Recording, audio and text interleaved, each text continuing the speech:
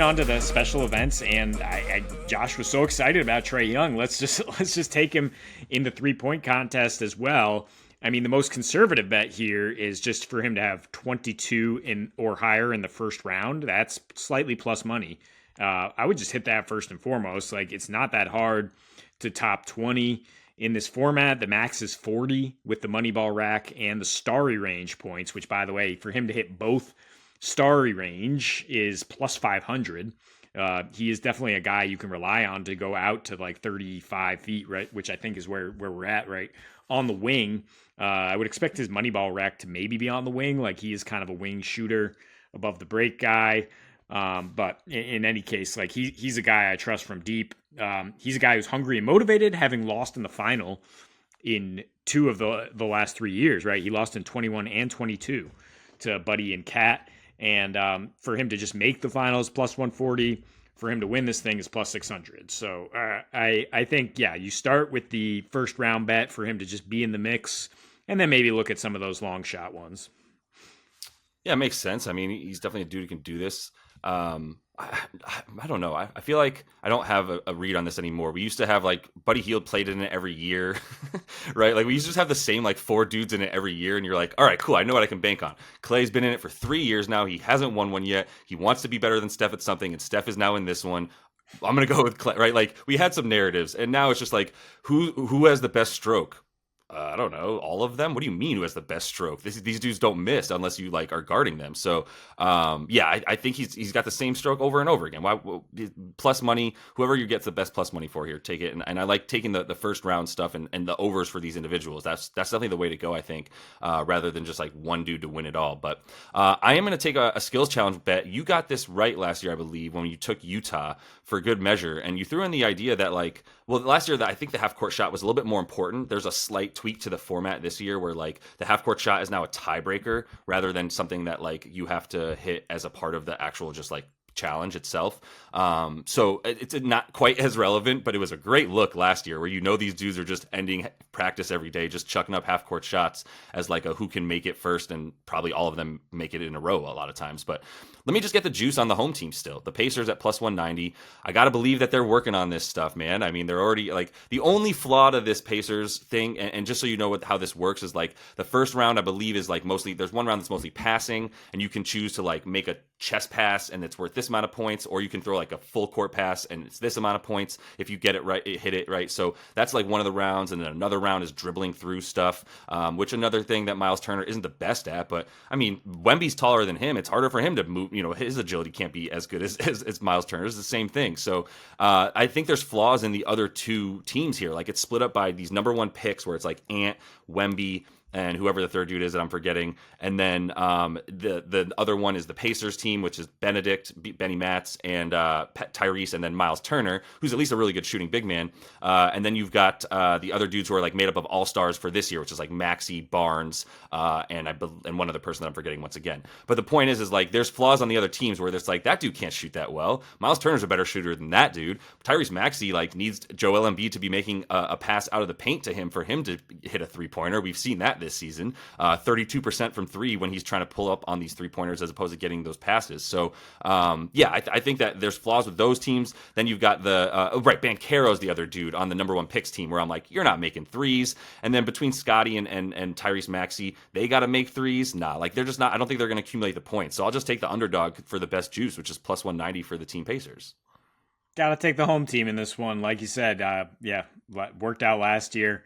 I mean, you were like, I can't remember. I'm in no rhythm with the 3-point contest. The rules for this change every freaking year, and I got no idea what's going on. So I gotta say, the Starry range is brilliant marketing, because that's the like new Sprite drink that is like one of the spots of the NBA. So they've got like a Starry range out for like a 4-pointer kind of shot. Brilliant. And then you get every kid in middle school gyms just chucking up air balls from 35 feet because they want to be Trae Young. But all right, old man, what's your next pick? Yes, Mac McClung to win the dunk contest and just eat the juice, minus 180. He's now going up against Jaylen Brown and Jacob Toppin, and who could come out of nowhere like Mac McClung did. But I mean, if you are a on social media looking at NBA viral dunks, you knew Mac McClung was winning last year. You know he's probably winning this year. I mean, Jalen is an interesting dark horse. I didn't even mention Jaime Jaquez because what the hell is he doing in here? That is ridiculous. He won a high school dunk contest where you're like, what? That's crazy. But it was also high school, so I don't know how much that factored into it. All right, yeah, he might surprise us, but like Mac McClung is literally a dunk contest specialist. Like this is what he does. He works on it all year. He's gonna have some crazy stuff. You get slightly better odds if his average score being over 47.5. Like how many perfect 50s is he gonna get? Probably a couple. Like you can bet that market too. It's just like him to get a perfect 50 or two. But yeah, I'll just take him and eat the juice here. Nothing really fancy about it. It's just like he's the most impressive dunker in this one. He might not be the best, but when you're like a 5'10" white guy, I mean I think he's like slightly over 6 feet, but when you can jump out the gym like that, like it just blows people away. There's that factor. There's always going to be that factor, and the element of surprise. He's a real Wes Welker type gym rat kind of guy, and so that is what's going to surprise you a bit. But it's also just like the height is always going to be a part of it because it's like it's a lot more impressive to watch a dude who's in the air for a lot longer because he's got a lot further to go before he gets to the rim. It's always going to be a little bit more impressive. And then I mean outside of that, like. I don't know, man. I don't got much for you, but I will say Jaime Jaquez, I think it was actually the McDonald's All-American high school dunk contest that he did win. Kind of came out of nowhere for that one because he was going up against some good dunkers. There's some YouTube that video, but anyway, thank you for not insulting our intelligence by trying to be like, I know Mac McClung's been working on some dunks that are going to wow us. Like, there's no analysis to that. It's just, what's the angle? If the dude hits his dunks, then you're good to go because the narrative is in your favor before you get there, like you said last year. Speaking of narrative, this can't come into play because it's Steph versus Sabrina Ionescu in their one-on-one 3-point contest. And look, respect, man. I'm not taking Steph Curry because he's a man. I'm taking him because he's the greatest shooter who's ever walked the face of the earth, bar none.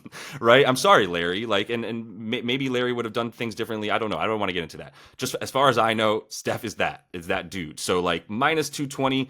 Terrible odds. They're totally screwing us. Plus 160 for Sabrina. Also not great. Why is she plus 160? That's classic. But it's not my favorite market. I just wanted to mention it because we're talking about a shooting contest with Steph Curry where the other person doesn't have any handicaps. There's no like, oh, they're shooting from closer in, or oh, I don't have to make as many. It's just an even one-on-one shooting matchup. He is minus 220 versus the best shooter in the NBA versus the best shooter in the WNBA.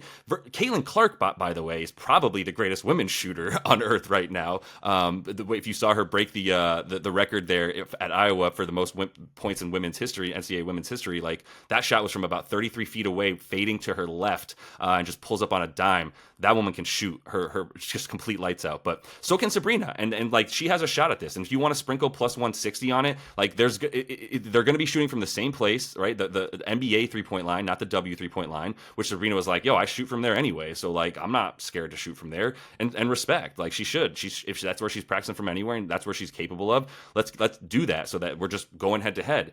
And then I'm just gonna he should be minus 1,000. So it's just betting. I got to take the minus 220. Mm-hmm. Yeah, he makes it look effortless. Nice. You can't fade Steph Curry. I think he'll be good natured about it, whether he wins or loses. Like he's not a guy which also means like he's not a guy who's going to get tight, being like, oh shit, I might lose this and like disgrace the NBA. He's like, my legacy is fine. Like if I miss these shots, whatever, like I'll go dap her up and be like, good job. Like that's the only way you wouldn't really want to take the NBA player here is like they get too tight from the pressure. And the WNBA player is like, oh, I got so much to prove. Like I'm going to hit every shot. But yeah, Steph Curry for the win. 100%. And he's not a dude who's going to be like, let her win. He's like, well, just two athletes competing, dude. Like, let's get it. Let's shoot. And then I'm taking Steph. So that is all the time we have for you. Another quick reminder, it's All-Star Weekend. We're just having some fun with this stuff, like sprinkle a little bit here and there so we can see if we hit some of this really nice plus money. Trae Young plus 110, man. Love that for MVP, or plus 110,000, whatever it is. It's 110 to 1 on your money, man. I can't even count that high. So we'll be back next week as soon as the NBA gets back in action with more of those best bets and player props. So subscribe to the page, like the video if you would, and until we see you next, happy betting.